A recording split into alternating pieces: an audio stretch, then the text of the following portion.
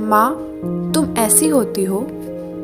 विमल बहुत परेशान था। उसे समझ में नहीं आ रहा था कि वो इस परिस्थिति से कैसे निपटे। वो अपनी माँ को बहुत चाहता था, किंतु उसकी पत्नी और बच्चे उसकी माँ से बहुत दूर भागते थे, क्योंकि उसकी माँ की एक आंख नहीं थी। साथ ही उसकी कमर भी 90 अंश पर झुकी थी। वैसे वह अपना काम सब खुद कर लेती है, किंतु फिर भी वो उसकी पत्नी और बच्चों के लिए हमेशा खटकती है। दादी, आप ऊपर के कमरे में जाओ, मेरे दोस्त आ रहे हैं, विमल के बेटे ने अखिल ने बड़ी बेरुखी से कहा।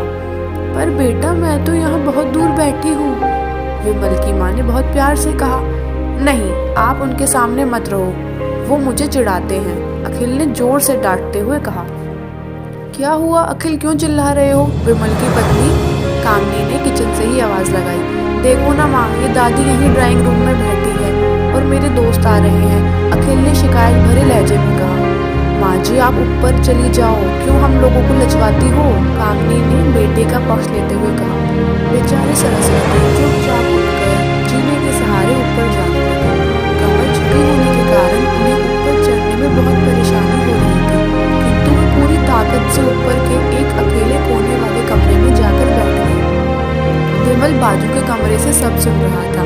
उसे कष्ट हो रहा था कि उसकी माँ को अपमानित होना पड़ रहा है, किंतु वह असहाय था। अगर वो कुछ कहता है तो पत्नी और बच्चे उसका विरोध करने लगते हैं। दूसरे उनके तर्क भी सही लगते हैं, क्योंकि वो एक प्रशासनिक अधिकारी था।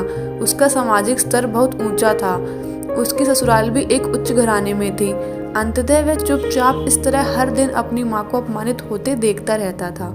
रात को विमल की पत्नी ने कहा, देखो जी, अब कुछ करो। कल कलेक्टर साहब की पत्नी आई थी, माँ जी अपनी देशी धुन धार में उनसे मिली। मुझे बहुत शर्म आ रही थी, बताते हुए कि ये मेरी सास है। मैंने कह दिया कि दूर की रिश्तेदार है, इलाज कराने आई है। विमल को रोना आ गया, किंतु फिर भी वह चुप रहा।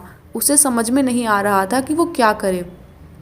अपने बेटे की मन स्थिति को सरस्वती अच्छी तरह से जानती थी और बेटे को कोई कष्ट ना हो, इसलिए वो हर बात को चुपचाप सह लेती थी। विमल बहुत उदास रहने लगा। एक तरफ परिवार और सामाजिक स्तर पर जीने की प्रतिद्वंदिता थी, तो दूसरी ओर माँ। आखिर माँ से अपने बेटे की यह हालत नहीं देखी गई। एक दिन उसने अपने बेटे से कहा, विमल, बहुत दिन हो गए हैं, मैं अपने गांव जाना चाहती हूँ, मुझे वहाँ पहुँचा दो, मेरा यहाँ मन नहीं लग रहा।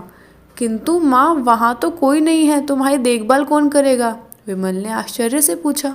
अरे, सब गांव वाले तो हैं, और वो तुम्हारी मामा जी तो उसी गांव में रहते हैं, और फिर हम सारी व्यवस्थाएं कर आएंगे ना। कामनी को तो जैसे मन की मुराद मिल गई हो। हाँ बेटा, बहू सही कह रही है, सरस्वती ने लंबी सांस लेते हुए कहा।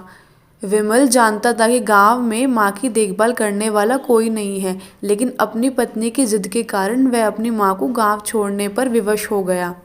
माँ को गांव छोड़कर आते वक्त उसे रोना आ रहा था तथा अपनी बेबसी पर गुस्सा भी आ रहा था, किंतु परिवार, पत्नी और समाज ने उसके इन मनोभावों को दबा दिया और वो सुकून सा महसूस करने लगा। कुछ दिनों के बाद उसके चाचा, जो अमेरिका में रहते थे, आने वाले थे। जब विमल बहुत छोटा था, उसके पिता जीवित थे, तब वो भारत आए थे, और उसके बाद वो अब भारत आने वाले थे। पूरा परिवार और आस पड़ोस बहुत उत्साहित था। अमेरिका से विमल के डॉक्टर चाचा आ रहे थे। डॉक्टर रमेश ने जैसे ही घर में कदम रखा, सब ने मिलकर बहुत उत्साह से उनका स्वागत किया। क्यों विमल, भाभी नहीं दिख रही, कहाँ है? डॉक्टर रमेश ने उत्सुकता पूर्वक पूछा। जी, वो गांव में रहती हैं, यहाँ उनका मन नहीं लगा, कामनी ने सपाट लहजे में उत्तर दिया। डॉक्टर रमेश ने विमल की ओर देखा तो विमल ने अपनी आंखें झुका ली। डॉक्टर रमेश सब समझ गए। बोले, कल हम भाभी से मिलने गांव चलेंगे सब लोग। दूसरे दिन सभी लोग गांव के घर में पहुंचे। देखा कि सरस्वती को बहुत तेज बुखार है और वो पलंग पर असहाय पड़ी है। डॉक्टर रमेश तोड़कर सरस्वती के पास गए, उनके पैर छूकर रोने लगे। सरस्वती की ये हालत उनकी कल्पना से परे थी। वाह बेटा विमल, तूने तो नाम उजागर कर दिया। अपनी माँ की ये हालत देखकर तुझे तो शर्म भी नहीं आ रही होगी, डॉक्टर रमेश ने विमल को लगभग डांटते हुए कहा। नहीं देवर जी, विमल का कोई दोष नहीं है, मैं खुद गाँव आई थी, सरस्वती ने अपने बेटे का बचाव किया। मुझे सब पता चल गया भाभी, आप चुप रहो। क्यों बहू, तुम्हें अपनी सास की कुरूपता पसंद नहीं है? समाज में तुम्हें नीचे दिखाना पड़ता है ना। डॉक्टर रमेश ने कामनी की ओर व्यंग से देखा। कामनी निरुत्तर होकर विमल को देखने लगी। आज तुम जिस सामाजिक स्तर पर हो वो इन्हीं के संघर्षों की देन है। और बेटा विमल, तुम्हें शायद मालूम ना हो कि बचपन में जब तुम 1 साल के थे तब छत से नीचे गिरने के कारण तुम्हारी एक आंख फूट गई थी और तुम्हारी रीढ़ की हड्डी में भी समस्या थी। तब तुम्हारी इस कुरूप माँ ने अपनी एक आंख और अपना बोन मैरो तुम्हें देकर इतना सुंदर स्वरूप दिया था। कामनी बेटा, इतने सालों तक संघर्ष करके बेटे को प्रशासनिक अधिकारी बनाने वाली इस संघर्षशील औरत की तुम लोगों ने यह दशा कर दी। तुम्हें ईश्वर कभी माफ़ नहीं करेगा। डॉक्टर रमेश की आंखों से अश्रु जलधारा बह रही थी। अब भाभी, आप मेरे साथ अमेरिका जाएंगी, यहाँ इन स्वार्थी लोगों के बीच नहीं रहेंगी, डॉक्टर रमेश ने सरस्वती से कहा। विमल को तो काटो तो खून नहीं था। डॉक्टर रमेश जो उसके चाचा थे, उन्होंने जो राज बताया उसके बाद तो विमल को यही लग रहा था कि उससे ज़्यादा पापी इंसान इस दुनिया में कोई और है ही नहीं। वह दौड़ता गया और माँ सरस्वती के कदमों में लिपट गया। माँ, मेरा अपराध अक्षम्य है। मैं जानबूझकर चुप्पी साधे रहा, आपका अपमान करवाता रहा।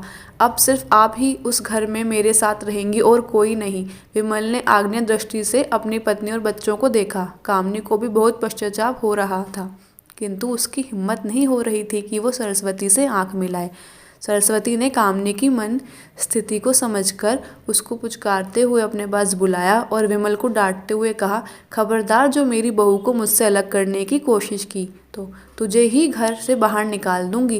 कामनी और बच्चों ने सरस्वती के पैर पड़ते हुए अपने व्यवहार पर माफ़ी मांगी और माँ के हृदय ने सबको माफ़ कर दिया।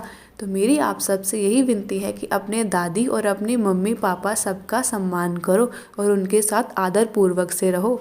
धन्यवाद।